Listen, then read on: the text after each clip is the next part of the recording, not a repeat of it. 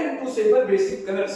So we can say that prism disperse the light, यानी कि prism जो है लाइट को डिस्पर्स करता है। आइए हम आगे देखते हैं कि प्रिज्म कैसे काम करता है।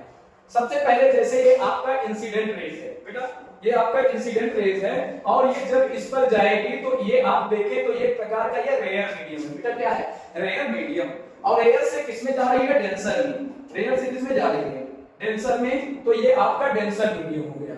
तो रेयर से डेंसर में जाएगी। When the rays of light enter rare to denser it is bend toward the normal. ये नॉर्मल की तरफ देखो ये झुक गई। जाना चाहिए था ऐसे लेकिन झुक गई ऐसे। और जब यही रेज ऑफ लाइट डेंसर से रेयर में जाए तो जब ये डेंसर से रेयर में जाएगी तो नॉर्मल से दूर हट जाती है। ये देखो नॉर्मल इधर की ओर है। अब नॉर्मल किसे कहते हैं? जैसे ये आपका सरफेस हो गया और सरफेस के परपेंडिकुलर कोई रेखा हो तो वो क्या होता है? नॉर्मल होता है।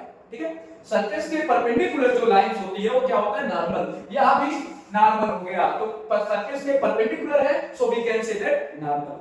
अब नॉर्मल से ये देखो ये रेज ऑफ लाइट इसको जाना चाहिए था ऐसे लेकिन ये नॉर्मल से क्या हो गई? दूर हो गई। अंडरस्टैंड? तो ये घटना आपका देखा जाए तो रिफ्लेक्शन भी है और डिस्पर्शन ऑफ लाइट का मतलब लाइट के कंपोनेंट्स में डिवाइड हो जाना। ओके, अब आगे देखते हैं कि कैसे इसका रिफ्लेक्शन होता है। आइए हम फिगर के माध्यम से चित्र बना करके आपको बेहतर समझाने का प्रयास करेंगे। सबसे पहले आप एक ले लेंगे प्रिज्म। ये आपका देखो ये ऐसे प्रिज्म होता है।